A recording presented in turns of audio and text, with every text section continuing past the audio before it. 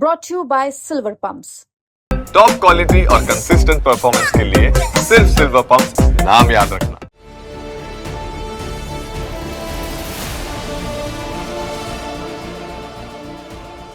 दिल्ली में नई सरकार के गठन के बाद 24 फरवरी से विधानसभा का पहला सत्र शुरू होने जा रहा है, जिसे लेकर ये कयास लगाए जा रहे हैं कि शुरुआती सत्र में ही सत्ताधारी भारतीय जनता पार्टी और विपक्ष में बैठी आम आदमी पार्टी के विधायकों में जमकर नोकझोंक होगी। जबरदस्त हंगामा देखने को मिलेगा, क्योंकि 3 दिन के लिए जो विधानसभा सत्र बुलाया गया है, उसकी जो कार्यसूची तैयार की गई है, उसे देखकर तो यही लगता है।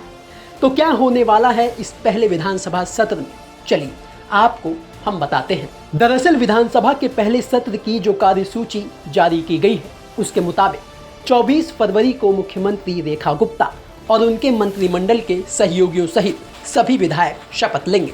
शपथ लेने की कार्रवाई प्रोटेम स्पीकर अरविंदर सिंह लवली पूरी करवाएंगे।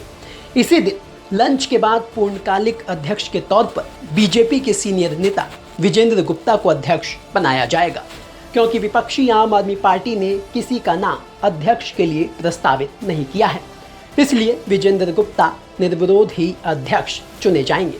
हालांकि पहले दिन हंगामे के आसार नहीं हैं, लेकिन दूसरे दिन यानी कि 25 फरवरी को काफी हंगामा होने की आशंका है, क्योंकि 25 फरवरी को सबसे पहले उपराज्यपाल मौजूदा सरकार के कार्यकाल में पहली बार विधानसभा को संबोधित करेंगे।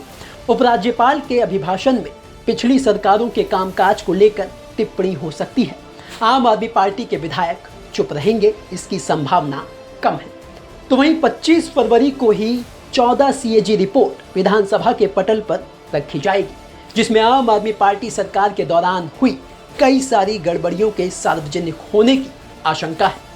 अब सीएजी रिपोर्ट को विधानसभा के पटल पर रखने के बाद हंगामा क्यों हो सकता है? आखिर इन सीएजी रिपोर्ट्स में ऐसा क्या है? दरअसल दिल्ली सरकार से जुड़ी हुई सीएजी की 14 रिपोर्ट फिलहाल पेंडिंग पड़ी हुई हैं। हालांकि इन रिपोर्ट्स को सीएजी ने काफ़ी पहले ही सरकार को सौंप दिया था, लेकिन उन्हें विधानसभा के पटल पर नहीं रखा गया। इन 14 रिपोर्ट्स में दिल्ली के आबकारी विभाग से जुड़ी हुई रिपोर्ट भी है, जिसमें शराब घोटाले से जुड़े हुए तथ्य सामने आ सकते हैं।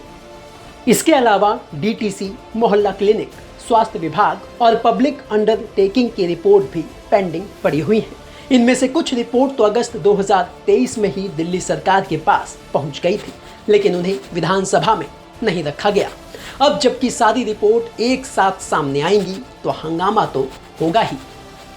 हंगामा इसलिए भी होगा क्योंकि जिन विजेंद्र गुप्ता ने सीएजी रिपोर्ट को सार्वजनिक करने के लिए पिछली विधानसभा में विपक्ष के नेता रहते हुए दिल्ली हाई कोर्ट तक चले गए, वही विजेंद्र गुप्ता अब विधानसभा के अध्यक्ष होंगे।